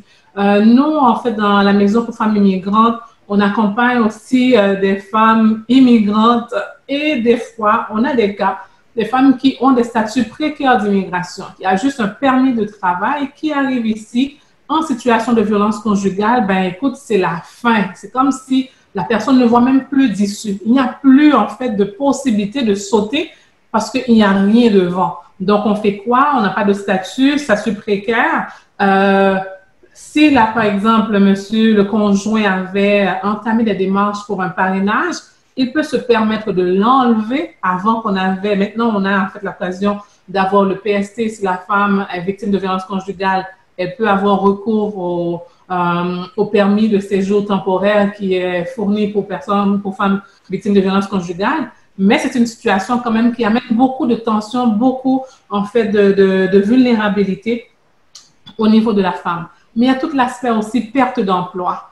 Et souvent, la femme devient désorganisée, ça c'est une des choses. Mais comment gérer les rendez-vous entre le médecin, l'école, l'avocat, tout ça, ça crée une sorte, ça devient trop pour en fait la femme de gérer. Ça impacte son emploi, il n'est pas capable de se concentrer. Alors, quand Nadia disait justement ça coûte cher à la société, ça coûte énormément cher. Et c'est pour ça que je pense que les employeurs ont aussi leur part de responsabilité pour être sensibilisés, pour être comme des aviseurs dans leur milieu et pour pouvoir être là pour soutenir des femmes qui peuvent être victimes de violences conjugales dans leur milieu. Il y a tout l'aspect aussi dénoncé, mais il y a l'importance du réseau social, le réseau direct. Et souvent, c'est les gens de notre communauté qui nous empêchent même de nous libérer parce qu'ils ne nous croient pas. Et le fait qu'on ne croit pas, ben, ça ferme la porte. Donc, l'aspect de réseau social, c'est important vraiment pour trouver solution. Écoutez la femme. Si elle vous dit qu'elle vit des choses qui peuvent être en lien avec violence conjugale, même si ce n'est pas physique, vous ne voyez pas un bleu, mais prenez la peine de l'écouter. Ça fait toute une différence. Et je pense le point majeur, c'est éduquer autrement. Éduquer autrement nos enfants, nos filles, nos garçons, pour qu'on puisse viser une société plus juste, plus égalitaire, plus équitable. Ça va faire toute la différence. Wow. Une société plus juste, plus égalitaire, plus équitable, c'est vraiment c'est ce vers quoi on devrait tendre. Et selon votre très belle analyse qui a quand même couvert plusieurs points, à savoir l'anxiété, l'angoisse, le traumatisme, le réseau social, tout ça, ça amène vraiment à comprendre l'importance aussi, comme vous l'avez dit, du réseau direct et du fait de pouvoir croire afin de parler, bien sûr, donner à la femme son estime de soi. Et quand on va parler d'estime de soi, c'est certain qu'on ne peut pas éviter de donner la parole à Madame Jeanne d'Arc qui, dans ses conférences, à travers, bien sûr, je dirais, les différents pays, elle parle de l'estime de soi. Madame Jeanne d'Arc, vous avez la parole. On va essayer. On a encore 6 minutes. Essayons d'être bref parce que vous aurez encore la parole chacun une fois. D'accord, merci, merci. En effet, les conséquences sont vraiment très, très, très, très fortes au niveau de la femme qui perd vraiment l'amour de soi, voilà, la connaissance de soi. Elle oublie vraiment qui elle est. Elle oublie le bien qu'elle a pu produire auparavant. C'est les conséquences de la violence sur une femme faire en sorte qu'elle a une autre identité, en fait, parce qu'elle est dévalorisée. Cette femme qui a vécu dans une violence se retrouve dans un système de peur. On va dans la peur, il y a l'angoisse, l'anxiété, tout ça, puisque ça mélange. Et nous savons très bien que toutes ces maladies d'anxiété, de peur, toutes ces émotions-là qui créent l'anxiété, et puis ça crée des grosses maladies telles que le cancer, les ulcères. Donc, nous avons aussi, au niveau de l'aspect extérieur de la femme, pour certaines femmes, ça leur fait prendre, ça leur dérègle, peut même avoir un dérèglement hormonal, le prise de poids. En fait, il y a beaucoup. Donc, l'aspect intérieur, l'aspect extérieur, quand une femme est dévalorisée, vraiment par des mots, il faut vraiment une reconstruction, un travail profond pour qu'elle reprenne vraiment confiance en elle.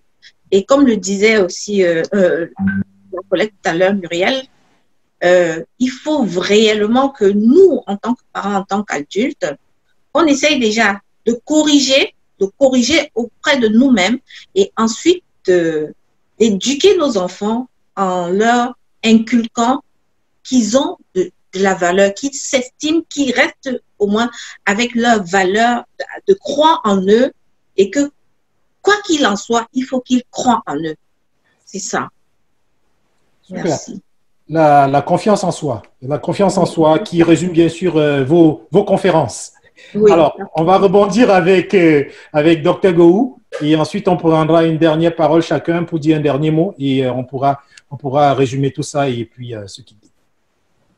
Okay, merci bien, Florent. Je pense qu'en termes de conséquences, la plupart des conséquences ont été citées par les intervenants. Peut-être deux éléments sur lesquels je voulais insister.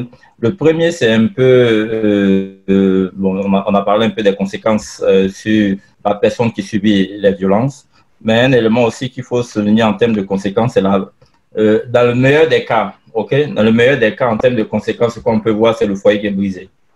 La femme va décider de partir. Et le pire des cas, c'est ce qu'on appelle mort de courte maladie en Afrique. On a beaucoup de cas où on apprend que des gens sont morts de courte maladie. Ça peut être dû à des violences conjugales où celui qui est brimé décide de passer à l'acte. Et donc, ça se voit aussi au Canada, aux États-Unis, en Europe. En Afrique, on appelle cela courte maladie. On ne sait pas bien pourquoi le mari qui battait sa femme n'a pas pu se réveiller le lendemain, il est décédé.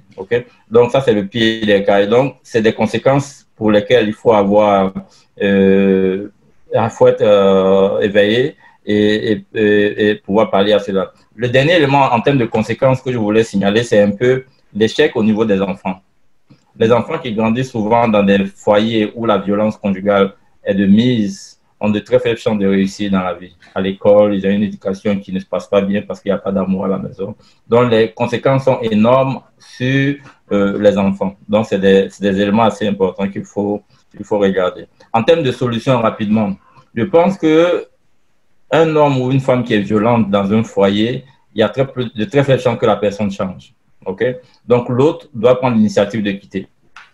Vraiment, c'est la première solution que je vois. Parce qu'on peut toujours dire qu'on va discuter et c'est toujours le même scénario. Si vous regardez un peu les 4 étapes de la violence conjugale, on finit toujours par la réconciliation, c'est sûr, tu m'excuses, des fleurs, des cadeaux pour pardonner. Et une fois qu'on pardonne, on laisse passer un petit moment et on reprend encore le cycle de la violence. Donc, la femme, si elle pense à l'avenir de ses enfants, elle doit quitter. Parce qu'il y a plein d'exemples qui montrent que les femmes qui ont essayé de sauver ces mariages-là ont peut-être réussi à sauver le mariage parce qu'elles sont toujours mariées, mais la plupart des enfants, aucun n'a pu avoir un diplôme, n'a pu avoir un job, un travail décent. Donc, à un certain moment, il faut faire un choix entre un foyer où on est brimé et l'avenir de ses enfants. Et comme je l'ai dit, j'ai vu des cas assez palpants, des femmes qui ont décidé de rester dans le foyer et les enfants ont été sacrifiés, et des femmes qui ont décidé de partir et la plupart des enfants ont pu avoir une éducation décente et puis avoir un travail décent, construire aussi des foyers. Donc, première solution que moi je suggère en termes de violence, la femme doit quitter. S'il y a tout un aspect social qu'il faut mettre en place pour supporter la femme dès qu'elle quitte. Lorsqu'on est dans un foyer, pour éviter un peu ces histoires de violence conjugale, il y a un aspect important, c'est le respect de chaque partenaire. L'homme et la femme doivent se respecter mutuellement. Cela veut dire qu'il faut se faire énormément de concessions. Lorsqu'on vit ensemble, on fait des concessions. On trouve souvent des consensus et non, ce n'est pas une partie qui a raison sur l'autre. Il faut avoir un consensus parce qu'on vit ensemble. Personne n'est Dieu le Père, on est tous des êtres humains. On est bon, on est mauvais, tous ensemble. On a raison quelquefois, on a tort quelquefois. Donc, il faut avoir un consensus et ne pas arriver à une situation où on dit non, c'est madame qui a raison, c'est monsieur qui a raison. Non, on est tous ensemble. Quand on se marie ou quand on vit en couple, on est un. D'après ce qu'on dit lorsqu'on se marie. Donc, on est un. Donc, on ne peut pas dissocier le un pour dire une moitié a raison, l'autre moitié a tort. Donc, c'est ce respect-là qu'il faut avoir. L'autre élément, c'est la confiance en soi et la confiance en l'autre. Il se peut qu'on ne comprenne pas peut-être les actions de l'autre, mais si l'autre agit pour le bien-être du couple, on doit faire confiance à un moment donné et essayer de le suivre, même si on ne comprend pas les actions. Et donc, c'est important, la confiance. Et le dernier élément, c'est l'ouverture. Okay? Vous savez qu'en général, nous, les hommes africains, on est taxés au Canada ou aux États-Unis d'être violents. Donc, si une femme dénonce un homme à la police disant qu'il est violent, automatiquement, on va passer 3 jours en prison. Et même quand vous allez dans les tribunaux, par défaut, l'homme est déjà condamné parce on a cette culture de violence-là. Okay? Donc, l'ouverture qu'on doit avoir, c'est au niveau des hommes, d'être ouvert avec la nouvelle culture dans laquelle on est. Par exemple, en tant qu'homme, faire la vaisselle, ce n'est pas quelque chose que je ferais en Côte d'Ivoire, mais au Canada, je le fais facilement. Okay? De même, la femme doit aussi avoir une ouverture d'esprit pour dire qu'il y a des choses qu'elle ne faisait pas en Afrique, qu'elle doit faire dans le nouveau pays d'accueil. Donc, c'est un peu en termes de solution rapidement ce que je voulais dire. Alors, merci infiniment pour toute cette analyse et votre suggestion pour éviter, bien sûr, la violence. Je vais donc vous donner la parole une dernière fois pour que chacun ou chacune puisse donner son actualité ou alors pour un dernier mot. Essayons d'être le plus bref possible, s'il vous plaît, parce que là, on a vraiment fini, on a brûlé le temps. On est à 1 minute de plus que notre temps. Alors, on va commencer par Dr Nadia. Merci beaucoup, Nadia, d'être là. Alors, voilà, on va faire le tour rapidement. Le plus bref possible. Merci. Parfait. Merci encore, Florent, de nous avoir invités. Ça m'a permis de connaître de bonnes personnes sur le panel. Je suis contente de vous avoir connus. Merci beaucoup. Et je finirai justement par quelques suggestions, par quelques recommandations probablement. On a fait un petit peu le tour. Les dames tout à l'heure parlaient des femmes, de ce que les femmes subissent. On sait que les hommes aussi. Mais on n'a pas parlé peut-être plus longuement des femmes qui se sentent coupables et puis qu'elles sentent que c'est de leur faute. Donc, disons-leur que c'est pas de leur faute, justement, pour qu'elles puissent, justement, briser l'emprise de ces violences, sachant les écouter sans les juger. Et quand je dis écouter, je rebondis sur le mot écouter. Écouter en leur laissant la parole, mais aussi écouter leur souffrance interne en identifiant, justement, ces souffrances internes. On pourrait créer des espaces de parole, justement, où les femmes puissent, où les gens qui sont violentés puissent s'exprimer entre eux. Et aussi, sachant mettre, justement, notre énergie là où il faut. J'ai parlé tout à l'heure du ciné dans le E de ego, donc le stress. Donc, laissons notre ego de côté, puis mettons l'énergie justement dans notre bien-être, le bien-être de notre famille, de nos enfants, plutôt que mettre le focus sur les chicanes, sur les petits malentendus, les conflits, puis que parfois ça dégénère justement. Donc, voilà, sur une note positive, mettons l'énergie justement sur notre bien-être, le bien-être de tout le monde. Merci infiniment, Nadia. Merci beaucoup. Madame Jean-Baptiste. Merci pour l'invitation. Vraiment, un très bel après-midi avec tous les panélistes. C'était super agréable. Ce que je pourrais ajouter, en fait, comme mot de la fin, c'est dire, en tout cas, toute personne, que ce soit homme ou femme, qui aurait en fait écouté, qui était à l'écoute de cette rencontre cet après-midi, je veux leur dire qu'elles ont aussi un rôle à jouer. Parce qu'on est tous responsables. Nous sommes tous responsables en fait, d'être des personnes avisées. Si vous êtes témoin ou bien vous avez vu ou entendu ou bien une femme vous a parlé de sa situation, n'hésitez pas à lui référer. Il y a plusieurs maisons d'hébergement, il y a plusieurs services pour les femmes, en fait, victimes de violences conjugales à Québec. N'hésitez pas à référer, en fait, ces femmes-là, en fait, à ces maisons-là. En le faisant, vous rendez service. Vous rendez service aussi aux enfants parce que l'enfant a besoin d'un espace viable, en fait, pour vivre, un espace exempt de violence. Donc, non seulement vous contribuez au bien-être de la femme, éventuellement de sa famille, mais également des enfants. Et surtout, la Maison pour femmes immigrantes, on a des services à l'externe. Nous avons le service d'hébergement. Nous avons aussi le service à l'externe où la femme n'a pas forcément besoin de venir en hébergement, mais elle peut recevoir de l'écoute. On peut appeler aussi à la maison 88 652 9761. C'est vraiment un service gratuit et volontaire. Donc, il y a des intervenantes qui sont sur place que j'en profite pour remercier vraiment énormément de leur contribution auprès des femmes et des enfants qui sont victimes de violences. C'est un travail énorme qui est fait et puis toutes mes collègues aussi. Et j'en profite également pour dire que essayons de préserver nos enfants parce que c'est eux autres la société de demain. Mais pour cela, nous avons chacun un rôle à jouer pour qu'on achemine vraiment vers une société plus égalitaire. Merci. Merci infiniment. Ouais, on a pu comprendre que Maison pour femmes immigrantes, c'est aussi un point de chute pour des femmes dans ce genre de situation, pour ceux qui l'ignoraient. Alors voilà, c'est dit. On va écouter Paris pour une dernière fois. Voilà, pour le mot de la fin, je dirais déjà merci à tous, merci Florent, à tous les panélistes. Pour le mot de la fin, pour ceux qui vont nous écouter, c'est vrai qu'on a beaucoup parlé des femmes qui étaient victimes, mais il y a des hommes aussi qui sont victimes. Il y a beaucoup d'hommes aussi qui sont victimes, on ne le dit pas fort. Mais je voudrais dire à ceux-là que vous avez le droit de, si vous souffrez vraiment de la violence et que vous n'arrivez pas à parler, il ne faut pas rester seul. Plus vous restez seul, plus ça s'empire. Donc, ne restez pas seul, donc il faut parler au moins à une personne. Parler à une personne. Et vous avez aussi la possibilité de choisir votre vie.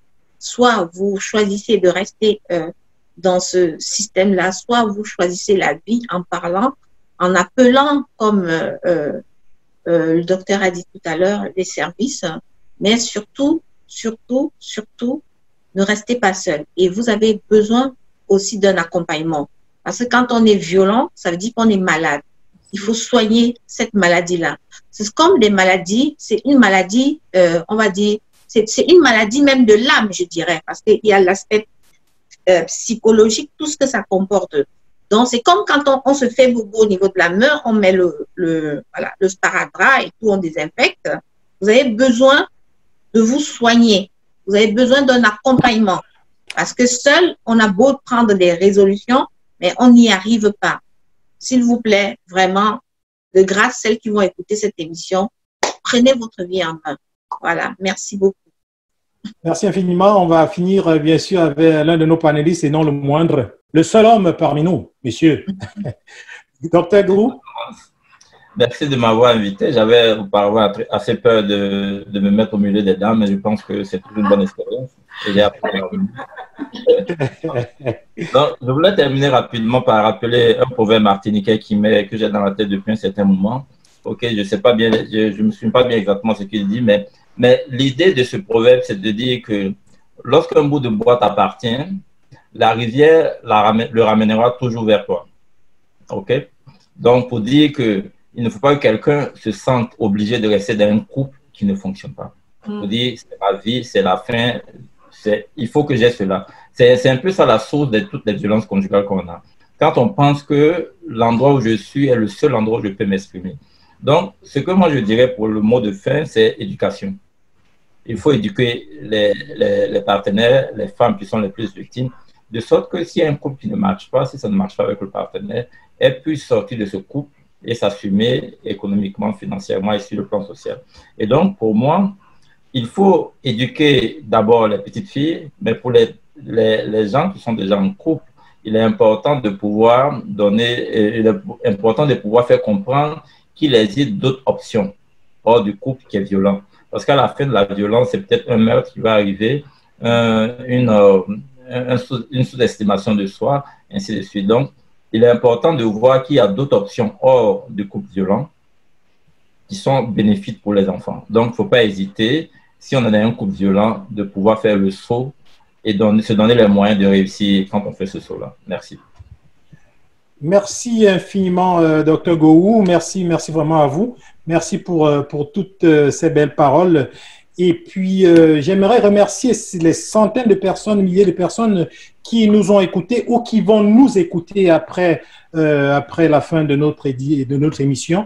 Et puis, j'aimerais remercier aussi, comme vous le savez, mes partenaires. Je pense à la Calebasse, à Djangui, le grand commerce africain en ligne basé à Toronto. Je pense à notre président d'honneur, l'avocat international Jean Harvey. J'aimerais Jean-Stéphane Harvey, bien sûr. Et puis, j'aimerais, oui, j'ai dit Jean tout à l'heure, c'est Stéphane Harvey. J'aimerais aussi remercier Tristan, qui est aussi partenaire avec nous, et le Concorde, et toute l'équipe de Diaspora Interaction, l'équipe exécutive. J'aimerais les remercier. Je remercie tous ceux qui nous écoutent. Et je vous rappelle qu'il y a un tournoi qui va se passer à Québec le 8 août, organisé par le COSIC, un tournoi autour duquel il y aura des barbecues, plusieurs équipes qui viendront jouer du soccer. Donc, si vous voulez un peu vous détendre, si vous voulez vous amuser, ne manquez pas le 8, samedi le 8, ça sera au stade de Chevaux, bien sûr. Et maintenant, pour la conclusion, chers amis, je vais dire merci infiniment à Dr Kendil. Nadia, tu sais, hein? Merci. C'était formidable. Merci infiniment. Je veux dire à Muriel, ça fait un moment qu'on essaie de se prendre et ça ne marche pas. Cette fois, ça a marché et ça a super bien marché. Merci infiniment. Et bien sûr, la Maison pour les femmes immigrantes ont fait un bon choix en prenant bien sûr au niveau de la coordination. Quant à la France avec qui nous avons collaboré, discuté sans voyager, Jeanne Agathe, merci infiniment. Dr Go, on se retrouve pour d'autres émissions comme d'habitude. Quant à vous, chers téléspectateurs ou spectateurs, merci infiniment d'accompagner Diaspora Interaction dans notre mission. On ne fait que commencer. Dimanche prochain, samedi ou dimanche, vous aurez des informations. Une autre émission qui portera sur la délinquance et la violence chez les jeunes. Donc, ne manquez pas ça. On ira comme ça tous ensemble pour mettre la lumière sur des problèmes sociaux que nous rencontrons et trouver des solutions pour éviter. Quant à moi et à toute l'équipe, nous avons un seul mot à dire. La violence, c'est non, non, non et non. Il n'y a aucune raison, aucune façon. C'est inexplicable, intolérable, injustifiable, inacceptable, impardonnable et inavouable. Donc, tout ce que nous voulons vous dire, c'est que la violence, essayons de l'éviter. Donc, sur ces bons mots, je pense que je vais vous demander la permission de mettre une petite musique de fin et ensuite, je vais vous souhaiter un bon dimanche. Et je pense que oui, dimanche, c'est dimanche ou samedi, Muriel, qui a une marche contre la violence. C'est mardi et samedi, c'est le 19, je crois. OK, samedi le 18, ne manquez pas la marche contre le racisme. Ouais. Le racisme contre le racisme raciale et religieuse. Voilà, merci. Alors, en attendant, je vous souhaite une bonne fin de journée et merci d'avoir été des nôtres. On se retrouve très vite. On peut se dire au revoir. Bye. Bye.